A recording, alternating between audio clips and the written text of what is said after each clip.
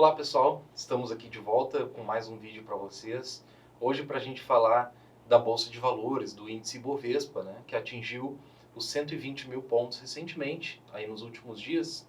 Nós estamos gravando esse vídeo no dia 30, né, Sérgio? Isso.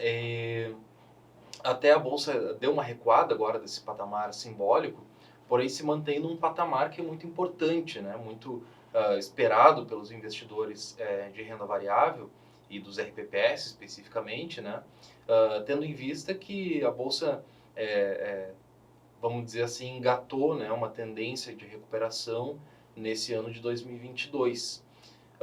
Muito em função, né, da conjuntura internacional, e é sobre isso que eu quero debater aqui com o Sérgio hoje e mostrar para vocês, né, tentar elucidar quais são os principais pontos que têm influenciado, né, Sérgio, a nossa bolsa e o que a gente pode esperar a partir de agora, né? Então, o que a gente pode falar sobre isso, Sérgio? Bom, é uma situação que não ocorria desde agosto de 2021. Desde daquele momento nós não tínhamos esse patamar em termos de pontos de bolsa, então era bastante esperado, a bolsa ia, voltava, chegava perto dos 120 mil, mas não passava essa barreira, até que isso aí aconteceu. Tem uma conjugação de fatores de mercado, tanto do mercado internacional quanto do mercado local, que fizeram com que a bolsa atingisse esse patamar. E, em primeiro lugar, a questão da guerra da Ucrânia com a Rússia fez com que diversos investidores migrassem recursos de alguns países, especialmente da Rússia e da Turquia, pela proximidade, e procurassem outros mercados emergentes. Como o Brasil tem uma bolsa e tem um sistema financeiro bastante sólido, bastante robusto, e a bolsa brasileira estava sendo considerada por esses investidores como ainda estando, entre aspas, barata, a migração de recursos foi bem forte aqui para o Brasil, fazendo com que o dólar caísse e a bolsa subisse, exatamente pela demanda pelos nossos papéis.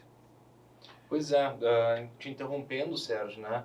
Só para explicar por que a nossa bolsa acabou se favorecendo mesmo nesse momento, né, de tensões geopolíticas, né? O Brasil ele é um país primariamente exportador de commodities, né? Ou seja, daqueles produtos básicos de consumo internacional, como minério de ferro, soja, petróleo e esse tipo de produto, né?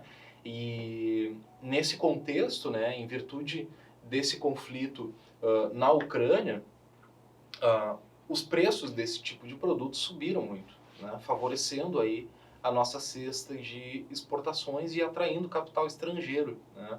E é nessa esteira que o Ibovespa atinge esse patamar simbólico, né? Agora, a provocação que a gente faz e que a gente pretende aqui debater nos comentários, inclusive aproveito para pedir para vocês se inscreverem no nosso canal, dar o like nesse vídeo e comentar para a gente iniciar aí um ciclo legal de debate sobre isso. A gente faz essa provocação, né? E agora? Para onde que vai, né? Se a guerra na Ucrânia cessar, será que os preços de commodities tendem a ficar mais baratos e prejudicando, portanto, as nossas exportações? Ou será que a gente vai ter um ciclo, como dizem os economistas, né, um ciclo de commodities, Sérgio?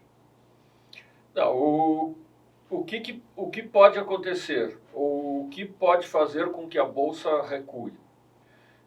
Em primeiro lugar, na bolsa brasileira, a gente está vendo o crescimento das empresas ligadas a commodities, mas especialmente das grandes empresas que compõem o nosso índice. Se nós formos observar o índice Bovespa, ele supera, que tem uma concentração de grandes empresas lá no topo dos percentuais do índice.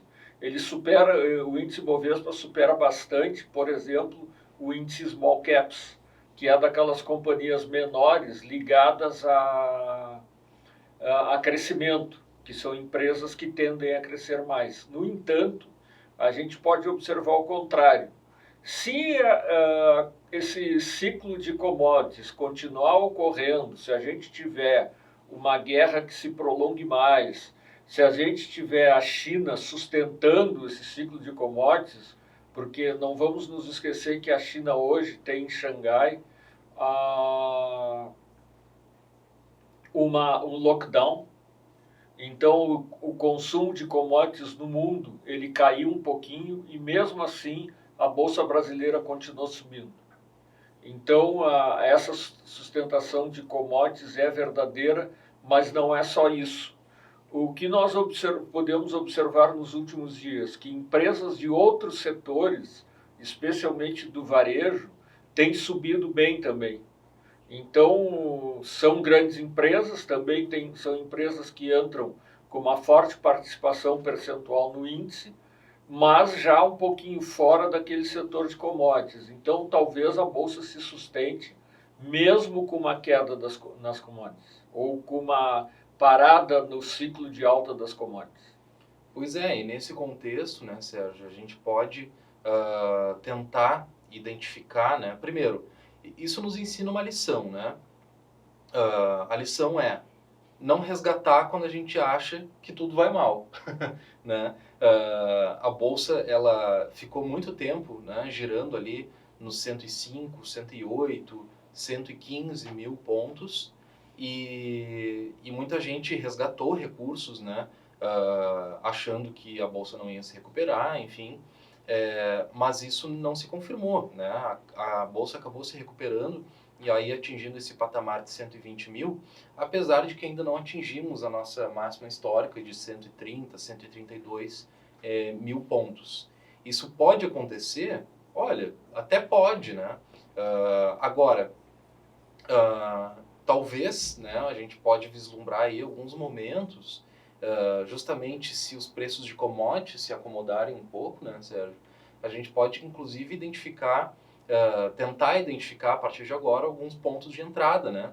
Se vocês têm, e aí a gente ressalta isso no RPPS de vocês, na política de investimentos, ainda alocações previstas nesse tipo de ativo de renda variável, isso pode ser realizado, certo? O que nós temos visto é que, não, apesar da Bolsa estar num ciclo de alta, estar num ano muito favorável, ainda existe uma dificuldade de gestão. Mesmo aqueles gestores profissionais que cuidam dos fundos de investimento, dificilmente têm conseguido superar o Ibovespa. Dos 3.500 fundos de ações que existem no Brasil, somente 450 aproximadamente têm conseguido durante o ano de 2022 superar o índice, mesmo com ou dentro dessa composição de alta que a gente tem observado. Então, pode haver alguns pontos de entrada, alguns pontos de saída. Agora, isso merece um estudo muito aprofundado para a gente conseguir perceber esses pontos. E se a gente for falar do ponto de vista fundamentalista, para que tenha uma sustentação ou passe dos 120 mil pontos e procure um patamar maior, a gente teria que ter uma economia mais aquecida do que nós temos. Isso seria o combustível para a manutenção dessa alta da Bolsa.